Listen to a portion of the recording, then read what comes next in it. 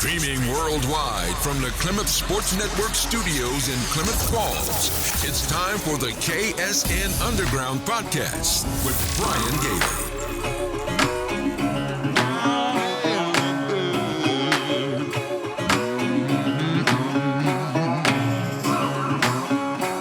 Hello, sports fans. Welcome back to the KSN Underground Podcast. I am Brian Gailey, the publisher of Klamath Sports Network, inviting you to join me on this brisk Thursday as we talk sports in the Klamath Basin. I first want to start with an apology on the delay of this episode. Unfortunately, there was an event at Mazama High School that canceled my interview with Coach Lease. It rescheduled it for the next day. Therefore, it pushed everything back 24 hours. So here is your episode number 8. In today's episode, we are talking Vikes with Coach Lease. We're going to talk football, what they did last week against Hidden Valley, what they need to do moving forward to secure an 8th in a row Skyline Football Conference Championship. We also talk volleyball and their very first ever conference championship that was secured last week versus Henley at Valhalla Court. And we also glaze over a bit of the winter sports. It's getting close to that time again. It's a little ways away yet, but it's there in the back of our mind. So we're going to talk about it just a little bit. In our Gaucho Collective featured interview, we visit with Brendon Monteith. Brendon is a tight end for Vikings football. He also plays a defensive back. He plays basketball as well as baseball for the Vikings. He talks to us about what his favorite sport is, and he answers our 10 rapid-fire questions. Today's episode is brought to you by the members of the Klamath Sports Network family, the KSNsiders. I'll have more on them in just a moment. I was working on something for this week's episode, unfortunately ran out of time putting it together, so I'm going to foreshadow it for next week. We're going to bring it up next week. And that is, what is the best sports movie? I'm going to give you guys a week to think about it. We're going to talk about it next week. But what is your favorite or what is the best sports movie? Comedy, drama, biography? You know, how much of the movie needs to be centered on sports to be a good sports movie? Rocky, undoubtedly, all about boxing. Got some life, got some drama in there. Then you got the Big Lebowski, who just a little bit touches on some bowling. What does it qualify to become the best sports movie? Do we need to be looking at them in different categories? Comedy get its own, drama get its own, biographies get their own. It's kind of hard to compare a biography to a comedy, yet both could be considered the best. What is yours? Let me know. Think about it this week. We're going to talk about it next week. I'm going to give you mine next week. But first, I want to thank our sponsor for this episode, you, our KSNsiders. You might be asking, who is a KSNsider? A KSNsider is a financial supporter of Klamath Sports Network. I can hear you now. Shit, he wants money. Before you tune me out, listen to this. KSNsider is a way for fans to support what is done here on Klamath Sports Network, because without your support, content and shows like KSN Underground would not exist. Anyone can be a KSNsider, especially if you love high school athletics. Parents and family of players? Check. Fans of a school or program? Check. Fans of what we do here at Klamath Sports Network? Check. People with a pulse? Check. I invite you to help by pledging as little as $5 per month. Every little bit helps keep me caffeinated and fuel in the tank to cover those road games. For more information, visit klamathsports.net and click on the yellow button at the top of the page that says Become a KSNsider. Our program is managed via the Patreon platform. There is no obligation for you to sign up. You can cancel at any time. Pledges start at $5 per month. Content like this cannot be made without support from people like you. Thank you. Now, on to the show.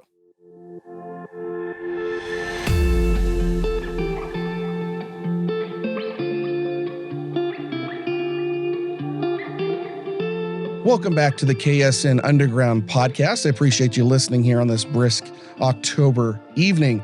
Up next, we're talking Vikes with Coach Lease. We discuss what happened last week in Murphy at Hidden Valley High School. If you missed the game, it was a fantastic game for Vikings. It's got them positioned in a spot where they can get their 8th in a row. That's 8 in a row conference championship for the Skyline Conference. It's absolutely amazing, unprecedented to be able to go for your 8th in a row. Each year, it's a different animal. He, as you know, he has a similar philosophy every year when it comes to offensive play style, but the personnel is different every year, and you got to treat that a little bit different every year. Anyway, we're going to talk a little bit about that in Talkin Viks. We also discuss Mazama High School volleyball. Congratulations to the volleyball team, the Lady Vikes over there. they have secured an undefeated Skyline season, going 10-0 on the season, 19-1 overall. And by doing so, they've got their first ever conference championship and an automatic bid into the top 4 spots for the OSAA 4A tournament coming up in a couple of weeks. Play-in games are this week, so they get kind of a bye. They've scheduled a tune-up game on Tuesday next week to keep warmed up for hosting the first game of the tournament. Depending on how the girls do, they may host 2 games before they go to neutral site. We're going to keep our fingers crossed, and we're going to talk with Coach Lease about that right now. Coach, thanks again for being on the show. Absolutely love being on the show. Last week, you guys traveled over to Hidden Valley, just south of Grants Pass in Murphy. The Vikings looked really, really good. Yeah, we played well. The boys definitely played up. All of our weapons were definitely clicking for sure. You had 451 total yards of offense versus their 183. You had 8.2 yards per play, which was nearly double what Hidden Valley had. Time of possession, which was pretty close for you guys, 25 minutes, almost 26 minutes for you, 22 minutes for them. 24 first downs versus their 8. What did you guys learn last week against the Mustangs? That if we don't give up 3 big plays, we hold them to 100 yards total offense. We still have some things that we need to work on defensively, really defensive back-wise. I mean, they called one play that kind of got us on our heels a little bit, but we were able to recover. And offensively, we did some things that we felt like we could do in that game. We ran the veer very, very well, and we ran some complementary plays to the veer. And with our passing game, early on we missed a couple of wide open receivers, just some quarterback nerves there, but we hit a couple of big passes later on in the game. So we're hitting our stride right now. We're hitting our stride offensively, defensively, special teams, and we're looking pretty good right now. Looking pretty good right now, heading 2 weeks left in the regular season. You've got Phoenix this week on senior night, and then the Canal Bowl next week over at Modoc Field. Both should be good games. Phoenix is winless on the season, but they're not hopeless on the season. And, last year, a year ago, they were dealing with those fires over there in Talent in Phoenix. But, the fact that they're able to even form a team with all that going on is pretty remarkable in my opinion. But the one thing about the Pirates is they'd love to come in here and play spoiler, wouldn't they? Oh, there's no doubt. Anybody would love to come to Viking Field and play spoiler for sure. They have dealt with some adversity in that community, and you're absolutely right that it's amazing that they have a program going right now with everything that they've faced in that community. Our hat is off to them to just a great job. And they got a new head coach there this year too, so they've had to learn a new system. And with that said, they definitely would like to come into Viking Field and upset us. They haven't beaten us in over 9 years, and I'm sure they're relishing the opportunity to do that. So it's senior night this weekend. I'm sure you've got you will have the ceremony prior to the game for the seniors and their parents. I'm sure you'll also have words specifically for your seniors on your squad. What would you like to say to your senior parents? It sounds like you're getting a little choked up there just thinking about it. I am. I have to say, I'm a little attached. Yeah, I would think so. And your son in particular has been a tremendous football player for us, and he is a true Viking. I'll talk about Brandon a little bit, and I think about my seniors beforehand, and I do have a few words for them and their parents, and primarily I thank their parents for allowing their boys to play for me. That's the biggest deal. Is it's not required by any stretch of the imagination, and there's some parents that are concerned, about their kids playing football. So the primary thing on senior night when it comes to their parents is I thank them for allowing their sons to play for me. For the boys, I have a separate message for all of them. I've got to watch them grow up. Some I watched them in the Pop Warner ranks come up. In your son's case, he started playing when he was a freshman. So, and he's always been in my program and learned our system, learned the Viking way. And he was a backup player as a junior. He waited and earned his spot this year. And now he's a multi-position player for us that I can call upon on any time and play him anywhere. And just extremely proud of him in particular that he has waited his turn, and now it's his time to shine, and will more than likely be an all-conference football player. He's a team captain. He's just one of those exceptional seniors that we have. His message will be a little bit different than some of my other seniors, but it'll be along the same lines of being thankful that I've had the opportunity to coach with him and work with him over the years. You got a whole line of seniors out there as well. Brandon's just one of your team. Do you have any other particular messages you would like to share for some of those other guys? When you have a class like this, it's a very small class. This is one of the smallest classes that we've had at Mazama since we've been here. We've had classes that have graduated 24 out of our program and only having 11 seniors this year. It's just tremendous, the success they have. Everybody talks about, how senior class and the senior class leading them to wins and success and everything else. Well, that says a lot when your senior class's numbers are very small. So they've taken on that leadership role and they've taken on keeping things going the Viking way and continuing to have success. And we win Friday night. It basically ensures a conference championship, our 8th in a row. And these seniors, they've earned that. They've kept the tradition going. So it's just tremendous to only have 11 of them and to have had to continue the success that we've had this last year. We'll talk a little bit more about the 8th conference championship in the row on the line here in just a moment. I do want to reflect a bit on the Vikings, 3-0 in league play, 5-2 overall. Rankings, the coaches poll came out yesterday. You guys are once again ranked 5th in the coaches poll. I believe it's your 4th time in the 5th spot this season. OSAA rankings has you 3rd based on stats. Postseason will be based off the OSAA rankings. What do those rankings mean to you at this point? Is it still a little too early for you on those with a couple weeks to go? To be honest, at this point, at this stage of the game, I'm a little disappointed in the coaches poll. Rightfully so. Cascade, we lost to Cascade, we lost to Marshfield, okay? And Estacada is undefeated. I don't have any problem with those 3 teams being ranked ahead of us. And I think the coaches are kind of looking at Marist traditionally as being a good football program and, coming down from 5A. Well, we're pretty good football program too. We lost to the number 1 ranked team in the coaches poll and the number 2 ranked team in the coaches poll, but yet they have us ranked 5th, I believe. Mm-hmm. Well, I don't agree with that at all. If anything, we're the 4th ranked team in the state behind Estacada because they're undefeated. That's the only reason. But I think we're just as good as any of those teams right now. Early on, I wouldn't have said that. And I believe in an early podcast, I continually said that we had to improve and get better. And we've done that and we are doing that. I would have no problem lining up with any of those teams right now and playing them. So I don't agree with the coaches poll at all. I don't vote in the coaches poll. I stopped voting in that coaches poll some years ago. I was asked to be a part of the polling system last year in the spring short season, and I was part of that. Besides that, I've not been a part of that coaches poll, and I don't agree where we are sitting. At worst case scenario, we're the 4th place team in the standings and a very close 3rd, I would add. Estacada is a very similar football team to us. They do the same things that we do. They like to run the football. So I believe that the OSA poll right now, there's some inaccuracies in the numbers and percentages, but it's always been pretty good towards the end. And we have 2 weeks left and, some win-losses and everything else. I think when it's all said and done, we're probably going to be 4th in the coaches poll.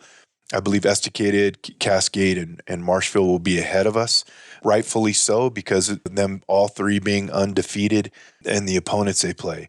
And that's going to come down to if Marshfield beats Marist. And, anybody from Marist listening in this podcast, they're going to be upset. What are you talking about? All this jazz and everything else. But I believe Marshfield will beat Marist the last game of the season. I could be wrong, but I believe they will. And with a 2-loss Marist and a 2-loss Mazama, even though Marist lost to the same teams we lost to, I believe we're a stronger football team and should be ranked ahead of them. My 2 cents. Well, very good. Thank you for the insights on that, Coach. Let's think of a moment here. You're 5-2 overall in a season. If I had told you back in August when we started doing all this that with 2 weeks to go you'd be 5-2, how would you feel about that?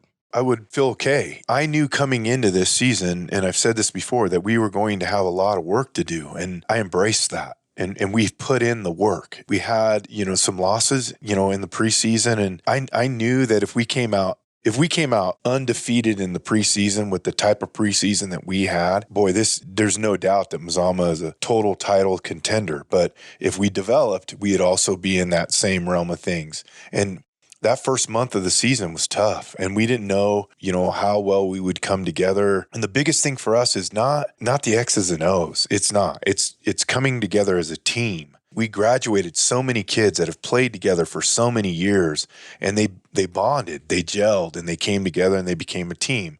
Executing plays does not equal football, a football team. Coming together and playing for one another, being selfless, that's how a team is developed.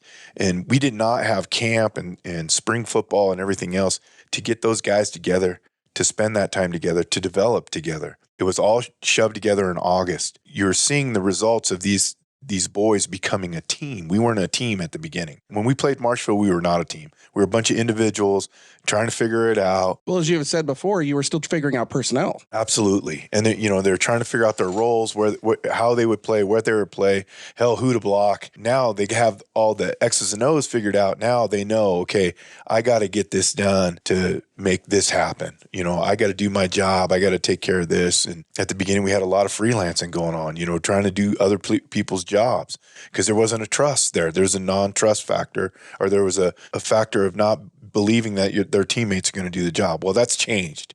That's totally changed in our program. And the guys all know that they got to do their job and they trust each other to do their job. And that's why we're having the success we're having. That's why we started off the league with the 3 toughest opponents, hands down, in the Skyline Conference. And we've taken care of business, in those 3 weeks. Taking care of business for sure. Let's circle back around to Skyline Conference. With the win last week against Hidden Valley, you now have sole possession of first place. You are in the driver's seat for your 8th consecutive Skyline Championship. What does that mean to you personally to be going and coaching these boys up for a potential 8th in a row? What it means to me is that these boys will have this memory forever. I played my years of football. That's not coaching is way different than being a player. So what it means, conference championships, they're great. They're great to hang the banners and everything else. But I'm going to get another opportunity. As long as I'm coaching, I get to continue to have shots at conference championships, have shots at state titles, have shots at every year. Every year, I get to hang the whistle around my neck and go out there and coach the next group up. That's not the case for these boys. This is it for them. What it means for me is that they got a championship while they were at Mazama, and they will get to carry that the rest of their lives. Giving them that opportunity and them seizing that opportunity, that's what it means to me. This group sees that opportunity, and I'm proud of them for that. A lot of people, misconstrued our confidence at Mazama and our belief that we're going to continue to have success as arrogance and cockiness. That's not what I'm about. I'm about giving these boys an opportunity and seize that opportunity so they'll have those memories the rest of their lives. This group did that. Just worked out that the previous groups have done it also, and so they have those memories. So when they're like us, old and out of shape and everything, sitting around, and they can talk about those days with those guys they played with for the rest of their lives. And that's what it means to me. I had those opportunities when I was younger, and I still have those friends that I played high school football with that I get to talk to and text message and see once in a while and joke around about those days. That's what it means to me. That's those memories for those boys. How awesome. I wish we had video here today for the podcast. Seeing the emotion on your face as you're talking about that is just amazing. So as we said, you got 2 games to go. Phoenix this week for senior night, and then at Klamath Union for Canal Bowl number 43. It's not over yet. Still 2 weeks to go. Got to go 1-0 each week to ensure that conference championship comes back to Mazama. As we have alluded to in previous episodes, football's a tough sport. You guys are a little banged up. They got some boo-boos, as we've said before. What's your plan over the next couple of games? Are you going to rest up some of your star players so that they're ready to go for postseason? You're in a position that you're going to make that bracket. Are you going to rest them up the next couple of weeks, or are you still playing hard? If we take care of business in the early parts of the game, we do have a plan in place to play some younger players. But we got to take care of business first. And that's the biggest thing. If we do the things that we need to do, execute the way we need to execute on both sides of the ball, then we will definitely rest starters and they will be cheerleaders on the sidelines for those younger kids to finish out the contest. But we have the first task in hand. We have to take care of business. And if they don't, then they're going to continue to play until they do, until I feel comfortable enough that they're executing where they need to be. We still have contests to prepare for. We still have to improve and get better. And that's been the focus this week, is for us to internalize and look at ourselves and say, okay, what do we need to get better with? We chewed a little butt yesterday in practice about not just taking it for granted, not just going through the motions. And we got after our boys a little bit offensively and defensively about technique, fundamentals, doing those things, taking this opportunity to make themselves better. And they embraced that about midpoint of the practice, and we finished with a solid practice at the end of the day. As we said before, fundamentals are key to the whole thing. If you can't do the basics right, you can't do anything right. Right. And you can get away with, playing not to your performance against weaker opponents. You can do some things that aren't sound that it just makes my stomach turn when that occurs. And we want to prevent that from occurring over the next couple of weeks. We need to play the way we're capable of playing. And if the results show in the first part of the game, then we're doing what we need to do. If they don't, then there's going to be some coaching up going on between quarters and halftime to get us where we need to be. Very good. Looking forward to this weekend, Coach. Senior night here at Viking Field against the Phoenix Pirates. I do want to ask you one other thing here. We'll take Coach's hat off and put the AD hat on. Volleyball here last night just won again. Amazing program that Coach John Downey has put together over the last several years. 10-0 in league play after last night. Last week, they secured the conference championship against Henley. Their only loss on the season came to 6A South Medford over the last weekend at a tournament in Marshfield. Did you ever get a chance to talk to Coach Downey about him securing that conference championship? Oh, we talk on the regular. It's been tremendous what these young ladies and Coach Downey has done. Your numbers are right. They are 10-0 in league. They play each opponent twice with a 6-team conference. That means they played 10 conference games, and they did an exceptional job. First ever and huge accomplishment. So since 1979, I believe it, since Mazama became a high school, they've had some good volleyball teams in the past, but never a conference championship. I believe they're ranked third right now, so it looks like the way they did make a ruling that it's not a Final 8 at the tournament, it's only a Final 4 at the tournament. So that means that we'll be able to host 2 rounds of the state playoffs as long as the girls continue to win, and I believe they will. So it'll be awesome. The first round of the state playoffs is October 30th, Saturday, October 30th. We have to wait to see who our opponent will be, of course, because of the play-in rounds. This Saturday is the play-in rounds, and then we have a non-league contest, a kind of a tuner-upper, you could say, for the state playoffs. We scheduled Cascade Christian on the 26th here at Mazama, so the girls don't have to sit so long. If we didn't schedule them a contest, that's a week and a half to sit before a contest. So we wanted to get them a tune-up game. I talked to Coach Downey. He said, absolutely, get us somebody to play, and so Cascade Christian just agreed to come over and play us on the 26th. And then that'll be 4 days before they play the first round state playoffs. So let's talk about Coach Downey here for just a second. Just 5 years ago, they went 1-19 overall. Now this year they're 19-1. The seniors he has on now were freshman varsity starters, and it was kind of controversial then, but over the last 4 years of having those girls start, they really built up some experience to get them to where they are today. Actually, those girls were in junior high school when he took over the program, those freshman girls. The next year, his second year, a lot of them did start as freshmen. And, I got to say, I've seen it over the years. My wife has done the exact same thing. Females tend to mature faster than boys. Anybody that knows teenagers knows that females mature faster than boys. With that said, a lot of female athletes are athletically, by their sophomore year, how talented they're going to be. It's just because the maturity is so rapid. They may grow a little bit more. They may continue to change, but how athletic they are by their sophomore year. So talent-wise, you will see a lot of younger girls start earlier than you ever would with boys. It's just because boys mature so much later. We've had boys not hit their stride until their senior year, the summer before coming in as seniors, and that's the difference between boys and girls sports. So I don't really think people that aren't around high school athletics a lot will say it's a pretty big deal for freshmen to start. Well, it's not really for freshman girls. They're, because they mature so early. A lot of rosters, if you look at a junior, senior laden roster that these girls have been playing for years, they're going to be tough. And that's where we're at. A lot of these seniors and juniors have been playing since they've been freshmen and sophomores. So they just continue to get better and better and better at their craft. Athletically, they already had the ability to be varsity athletes. And that's the big difference between female athletics and male athletics at the high school level. I believe it was 5 seniors. They were athletically gifted when they came in. They're tall and long and athletic and explosive, and they had pretty good skill. Well, their skill is tremendous now. Their skill level, it matches their athleticism, and that's why they've been able to do what they've done. Sometimes it's rare when you have that type of group come together. Luckily, a number of them play basketball too, so we're hoping that carries over into the basketball season. I was actually just going to ask you about that here in just a moment. Is basketball season, winter sports season is not too far down the road. It's a little early yet for practice and stuff, but have you guys announced tryouts yet for these young players? Not yet. We actually started open gym this last week. We'll continue to have some open gyms. We'll probably post sign-up sheets next week. And then because we have a little bit of time until November, I think our boys are going to do a little kids camp in early November. I don't know what our girls program is doing, but I would imagine Coach Lease will probably do something there camp-wise.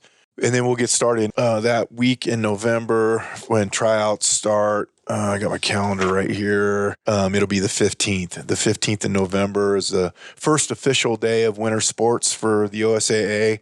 And they will practice through that entire week. We're doing a recode on our gym floor, so my coaches are a little upset with me right now. I've had to get some other gyms around the area at different facilities so they can finish out their practices through that Thanksgiving, but they'll be setting their teams before, I'm sure, Thanksgiving. The freshmen are JV2, JVs, and varsity. So I know they're both, Coach Davidson and Coach Lease are both chomping at the bit to get things going. They feel pretty good about their teams and their seasons this coming winter. And also Coach Penrod, he's looking forward to wrestling, and he's going to have a great lineup for wrestling. And we're going to be hiring a new swim coach here pretty quick, and we're going to get swimming going back up and running also. So it's been a while since you've had a swimming program, well, hasn't it? Last year we didn't have because of the weird season and everything else, and my swim coach resigned right before the season, and so it was going to create a number of issues for us, and we didn't have a lot of interest either.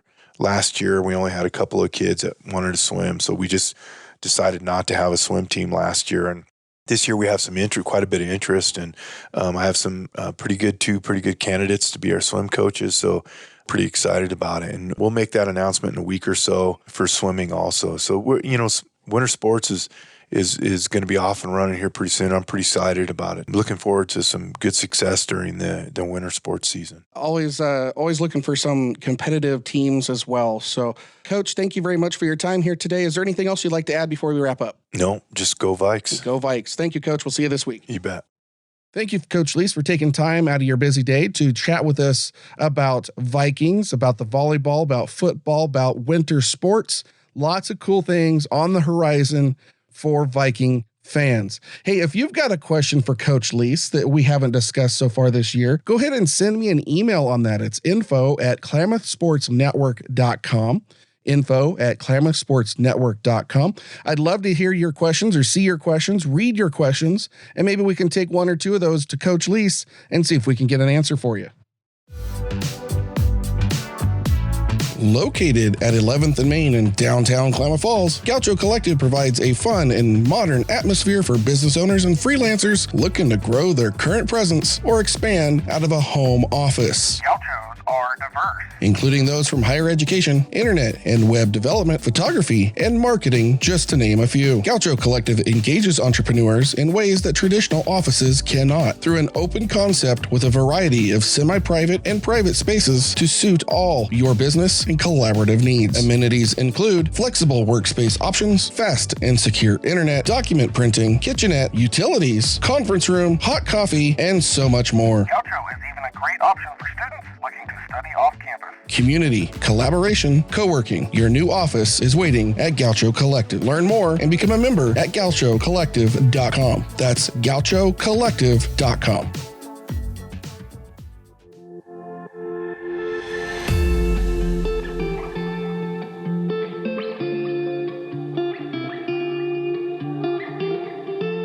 Welcome back to the Klamath Sports Network Underground Podcast. Up next is our Gaucho Collective featured interview. This week, we talk with Brendon Monteith. He's a junior at Mazama High School, plays Vikings football as a tight end and defensive back. 6'1", 200. Last week against Hidden Valley, he had a pretty good night. On offense, he had a 46-yard reception, and he was excellent in the blocking game. Because of his blocks, and what he was doing there, the Vikings were able to do what they do best and run the ball. On defense, he was an absolute beast. He was one of the best on defense all night long. He had 3.5 tackles, 3 solo, 1 assisted. He had a sack and a tackle for loss as well defensively, and he got in some special teams time as well. 7 yards on a kickoff return for Brendon Monteith. Brendon, thanks for being on. Thanks for having me. This section of interview we have here, we love talking with the football players, getting to know you a little bit better. How long have you been playing football? Really as long as I can remember, since like 2nd grade. What would you say has been your most favorite position that you've played in that whole time? I've always been a quarterback until this year, but I'm really enjoying tight end now. What is it about tight end that you like? The pressure of quarterback kind of really got to my head, and now it's kind of off my shoulders. And so I really like just being able to go out there and play instead of thinking more. A little bit different job. 2nd grade, that's a long time to be playing ball. What's kept you playing this whole time? I just love the game. It's so fun to be out there with the guys, and it's really a brotherhood when you're out there on the field. Before kickoff, what's your pregame routine? Are you the dude with the headphones chilling out, or are you hyping everybody up? What's your routine? No, I'm kind of the quiet guy in the corner, just trying to keep my cool, keep my energy for the game time, and then come kickoff, I'm ready to go. What are you thinking about during that? My assignment, how I'm going to do, I kind of visualize my success on the field, and I'm just trying to keep my mind on the game. You're a multi-sport athlete, football, basketball, baseball. What's your favorite sport to play and why? Almost seems that like when it's football season, it's football, and then baseball season, it's baseball, and then basketball kind of falls in the middle, but I love all 3. What are the positions you do for baseball and basketball? Basketball, I'm like a small forward type, and then baseball, I'm a pitcher and third baseman. So is there anything about any of those specific sports that keep you coming back for more? Again, just the team. It's really a brotherhood when you're out there. And then baseball, I love just the excitement of a ground ball coming right at you, coming super fast. And then basketball, the high-speed intensity of running down the floor. What's your plans after high school? Have you formulated any plan yet? I plan to go to college. I've been getting some emails from other places, all academic, but I'm kind of getting an idea of what I'm doing now. Do you want to play sports when you get to college, or do you want to focus on just academics? Mostly focusing on academics. Do you know what you want to study? No, I was thinking about going into the medical field, but then dissections kind of scared me away a little bit. Yeah, biology was never my strong suit. No, me neither. Any other programs interesting you at all? Engineering or business? No, I haven't really joined any of the HOSA or STEM programs at school. It's been really just school that I have to go to and then the sports. So this is time for our 10 questions, a rapid fire situation, Brendon, and you're not able to think on these things. You just got to go with your gut. All right. Are you ready? Yeah. All right. Ducks or Beavers? Beavers. Favorite pro football team? Patriots. Who's your favorite pro athlete? Tom Brady. When you said Patriots, I think I already knew the answer to that one. Who do you admire most? My dad. Why do you admire your dad? He's just always been there for me, and he's a great guy, and he does a lot of things right. Even though he messes up sometimes, he always seems to make it right, and I admire that. That's an awesome trait for a dad, isn't it? What is your most disliked food? Mushrooms. Mushrooms. Can't stand them. Yeah, I'm not a fan either. Disneyland or Six Flags? Six Flags. The Superman. I love that ride. What would you say is your dream car? My dream car? You know, I might say the Batmobile, but if we're being realistic here, I'm probably going to say a old Shelby. I really like those. What is it about a Shelby that attracts you to it? Just the look. I can't get over it. It's just amazing. Any particular year? No. No, just a Shelby. What do you want to do when you grow up? Again, I'm thinking about the medical field, but aside from just a job aspect, I want to have a family. I want to be happy. Just want to go out there and live my life. Just live your life. That's you can't ask for much more than that. Not really. Chocolate or vanilla? Chocolate. Who was your biggest fan? My mom. If you could say anything to your mom right now, she's probably listening anyway. If you could say anything to her, what would you say? I'd say thank you for always being there and supporting me. Anything else you'd like to add, Brendon? Go Vikes. Go Vikes. We'll see you out there on the field. All right, thank you. Thank you, Brendon, for being on the Gaucho Collective featured interview this week. Much appreciation to you for coming on the show and talking about your sports and personal life here on the podcast. If you've got a guest suggestion, somebody you'd like to see on the show, send me an email, info@klamathsportsnetwork.com. I'd love to see who you guys would like to hear from on the podcast. Next week, we're going to be talking with Bridget Finner from Mazama Volleyball. We're going to be talking about this year, what it's taken to get to where it's at, and learn about what her goals are post-high school as well. Looking forward to that interview with Bridget. Now, we're not done just yet. Coming up in just a little bit, we're going to talk about what's happening in the Oregon 4A, the OSAA 4A, as well as the Skyline Conference. We'll be right back after this from OSAA. Need some extra spending money? Want to be active and stay connected to the games you love? Become an athletic official. It's easy. Visit www.newofficials.org. With the recent decline of a number of officials, we need you now. It is your opportunity to give back to the Oregon high school sports community. Be part of the OSAA's statewide sportsmanship initiative. Don't delay. Become an official today. www.newofficials.org.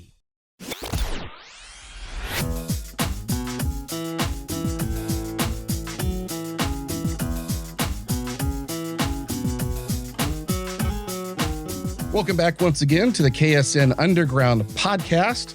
Hey, if you're looking for some sponsorships out there, we're looking for some sponsors. Let's talk. Let's hook this thing up. Let's get together. Sponsorships start at just $50 a month. Check us out at klamathsports.net. We've got information there on how to become a sponsor. You can always send me an email as well, info@klamathsportsnetwork.com, if you have interest in becoming a supporter of what we do here at Klamath Sports Network.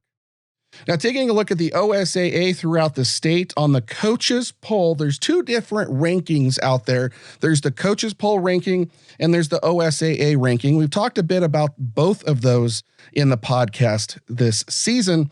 The coaches poll is just what it says. It's a collective voting, a collective ranking of the Oregon 4A coaches that choose to participate. As we learned a few minutes ago, Coach Lease has decided not to participate in that ranking, but most do participate and they send in their weekly rankings and based on those, each rank gets a number.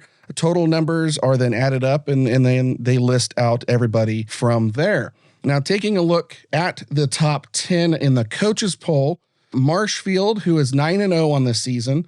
They're 9-0, only playing 7 games, but they had 2 forfeits, and the way forfeits count in the OSAA this year, they count towards your win-loss total, but they don't necessarily count towards the team's overall ranking. It's interesting how it all plays out, but they do get it added to the win-loss column. So Marshfield holds the top spot, 9-0. Their forfeit, they added 2 games because of their forfeits, one with Rainier, one with Tillamook. And of course, they won both of those. Second place is Cascade, and then third is Estacada. Both are 7-0 on the season. Marist is the 4th spot at 6-1, as we talked about with Coach Lease in Talkin Viks, followed by Mazama at 5-2, Banks at 5-1, Tillamook in the 7th spot, 4-3. And the 8th spot is LeGrand, 4-1 on the season. Henley is back on the top 10 this week at number 9, 6-1. They're playing tonight against Klamath Union. It's senior night for Henley. We're going to be talking a bit about that in a moment. Number 10, rounding up the top 10, is Seaside at 4-2. There's not really any surprises there as to who's in that list. Maybe Tillamook might be a little high at a 4-3 team. But there's not really any surprises of who to see on there. It is arguable that Mazama could be ranked above Marist in the 4 spot versus the 5. Marist is 6-1. Mazama's at 5-2. Marist could be ranked a little bit higher, as Coach said, due to their history of a long history of their program. But they do have one more win, even if it may have been a slightly less intense preseason for Marist. Mazama does have a stronger preseason. Their only 2 losses come from the top 2 teams in the state, Marshfield and Cascade. So it's interesting. It's a wash there. It's interesting to see how that all plays out as to who can go back and forth. What we really are going to be looking at coming forward to getting ready for postseason is the OSAA rankings. Now, the OSAA rankings is an average between the RPI and the Coley rating. And to try to keep things very simple, it is simply a statistical, mathematical measurement of the team's win-loss record, total points, etc. It goes way down the list on the stats to see who the better teams are, and that has a different ranking than the coaches poll. Early on in the season, it's difficult for the OSAA rankings to properly measure everybody until you have 8 games under your belt and you're on week number 9. Then you get a really accurate measurement. We're in that 8th game right now, so we're going to take an early look at the OSAA rankings to kind of give us an idea where everybody stands and potentially where they may be ranked come postseason. And we're going to talk a lot more about postseason next week. We're just kind of touching the tops of it right now to see where everybody is at. You'll notice that the top spot is not Marshfield. It is Estacada. Number 3 in the coaches poll is number 1 in the OSAA rankings. Number 2 is Cascade. Number 3 is Mazama. Number 4 is Marshfield. And this may come as a surprise to some because Marshfield is such a great team and they've had such a great year. They got a 2-star quarterback. In the greater scheme of things, in the statistical realm of things, the OSAA ranking has them in the 4 spot. Number 5 is Marist, followed by number 6, Banks, and 7 is LeGrand. Now you'll start to see some top teams or teams that you wouldn't expect to see in the top spot, including North Eugene at 3-2. Tillamook rides the 9 spot at 4-3. Henley is 10 in the OSAA rankings at 6-1. Keep going down because it is a 16-team tournament. 15 of those is going to be an automatic qualifier depending on the placement by their representing conferences. And then there is an at-large qualifier that is going to be between the highest ranked 3rd place team in Special District 3 and 4. We're going to talk more about that next week. But looking at the rest of those top teams, 11 is Baker at 3-4.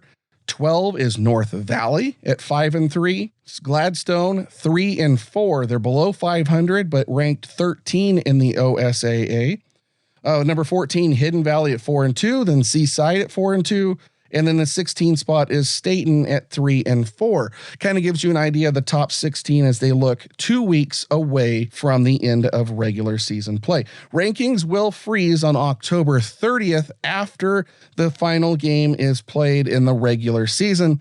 Those rankings will get locked in on the OSAA side. Then it won't matter what the coaches' polls are because postseason will be determined off of that. And then the conferences get to pick their representatives. Real quick, real simple. The Skyline Conference gets 3 teams. They get to pick their 3 teams, likely going to be 1st, 2nd, and 3rd within the conference. And really, you've got 4 horses running for 3 spots. So it'll be interesting to see how it comes out between Henley, Mazama, North Valley, and Hidden Valley. I think Henley and Mazama both are going to be in. They're going to be in your top 1 and 2. It's going to be interesting to see how North Valley and Hidden Valley play out. A gut reaction at the beginning of the season is you would think Hidden Valley would be the Mustangs would be the favorite in going into the postseason. But the Knights have shown quite a bit of fire this season, although getting blanked by Mazama and Henley the last couple of weeks has definitely quelched that a little. But they are still ranked in the OSAA currently 2 spots above Hidden Valley. So I think that final spot is still up for grabs. I think all 3 spots are up for grabs. It's going to be interesting to see how all that's going to play out.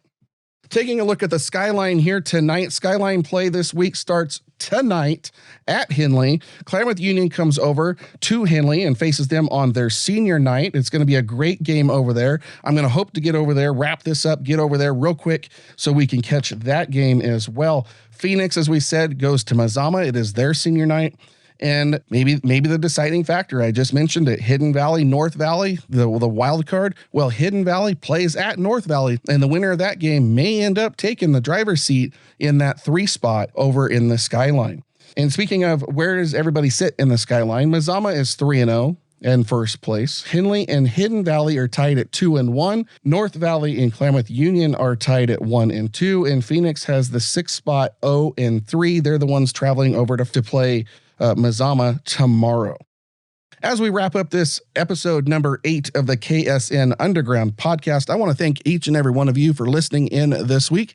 And if you've been listening every week, absolutely thank you very, very much. I want to thank Coach Lease for talking to us in Talkin Viks, and our featured interview was with Brendon Monteith. Great stuff there from Brendon. If you are just checking us out for the first time, you can listen to us on several different locations.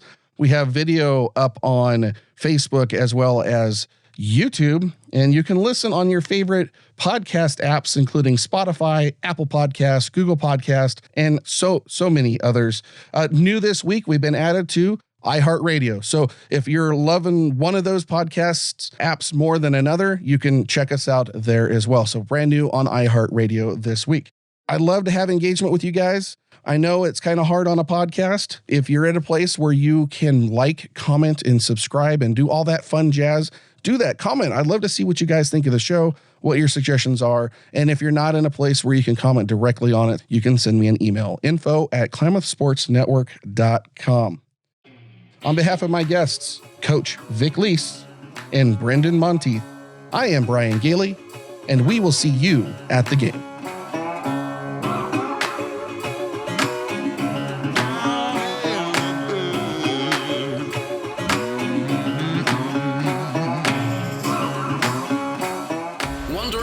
and show your love.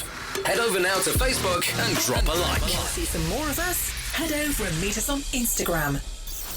This has been the KSN Underground Podcast with Brian Gailey. The podcast is a production of Klamath Sports Network.